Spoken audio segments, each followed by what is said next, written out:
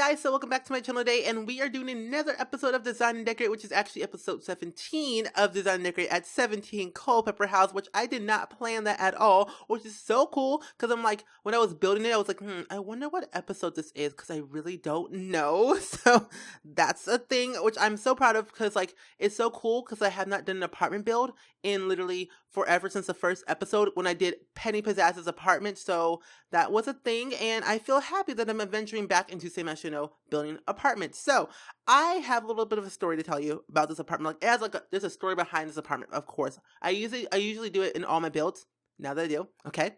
So, what I was doing with this build is that I was thinking of using certain colors for this build because I know the Sims that actually live in this apartment have a hint of a style that they like. Technically, if you guys cannot tell already, they love the colors white, brown, black, and gray in their apartment. They love those colors. So I was like, you know what? I'm gonna build them an apartment with those colors. They loved it. They said thank you. I was like, thank you for paying me. They literally paid me nothing because I'm like, Sims don't pay me diddly squat. I'm like, what can I do with 5,000 simoleons right now? Like, what can I do with that? Literally zilch, nada, nothing. Either way, so there are two Sims that actually live here. So they are named, I think one is Sarah Johnson and Marco, I think are they married? No, Sarah Johnson and Marco James. Yeah, Marco James and Sarah Johnson actually both live here. They just recently graduated from college, and Marco actually got his his PhD at Sims University, and then Sarah actually got her bachelor's. So she kind of just stayed at they lived in a house, and they were able to live. She was able to still live on campus because, again, they owned the house, kind of rented it out, and Marco still kind of lived at the house anyway. So it made sense for her to stay there anyway.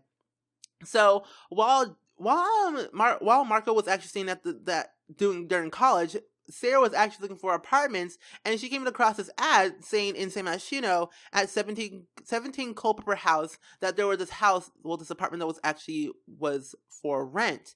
And she was like, wow, this apartment looks really, really cool. It has our nice style to it. It's a nice fit, nice roomish area, I guess you would say. And it was like very affordable, very nice, very no TLC, no rat holes, no, all stuff was expected, like all the extensions, stuff like that. Everything was all fine, no plumbing leakage, nothing, everything was great.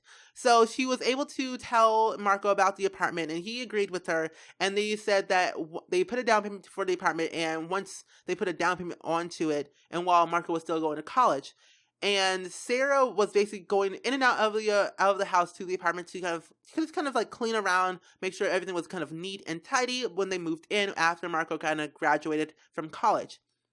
So she kind of moved in and moved out all their stuff from the house to the apartment. They didn't technically have a lot of stuff at their house that they had at the university, just because, again, they were college students, kind of poor, didn't really have a lot, so they had to make do. So they contacted me to go ahead and actually renovate their house, their apartment, to what their style was like, because they had some ugly green furniture. Like, oh, let me tell you a story about Sarah and Marco. Man, they had the most ugliest furniture I have ever seen in my entire life. I was like, I told Sarah, I'm like, Sarah, are you okay? Where did that green couch come from? It looks a little bit moldy. I don't like that little that green on. Is that mold, or is that just the color of the chair? I'm like, I need to know. And she said bluntly, that's mold. I was like, oh, okay, thanks. So I was like, I took the chair, I took the couch, and I literally just like tossed it out. I physically tossed that couch out the window into an alley, burned it alive. I was like, see ya, wanna be ya. And then I realized that there was something in the couch that was important. So yeah,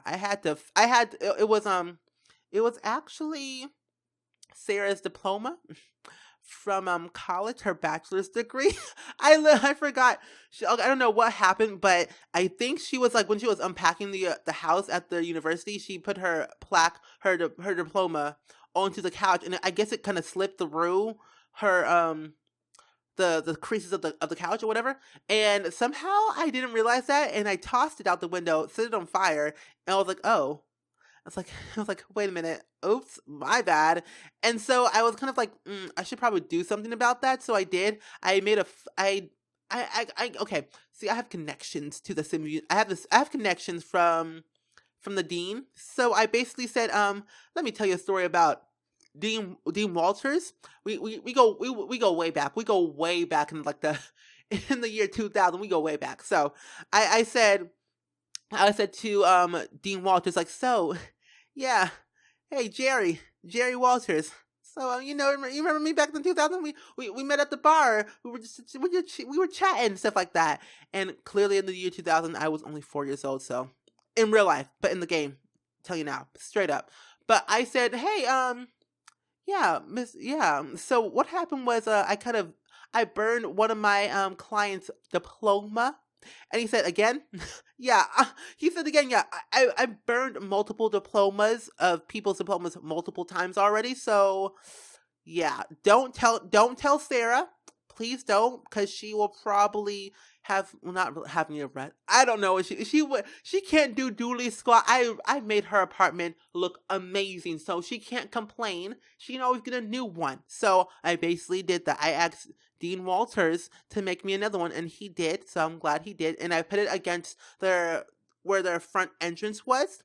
So all things were good. She did not know the difference. It was all good in the hood. The name was the same. The signature was the same. He basically has a stamp of his signature, and it's like, stamp, and that's all he did. It was all good.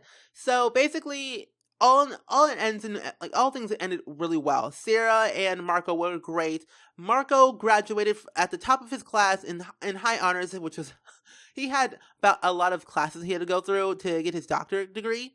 So he basically was stressing himself out to the full extent of exhaustion.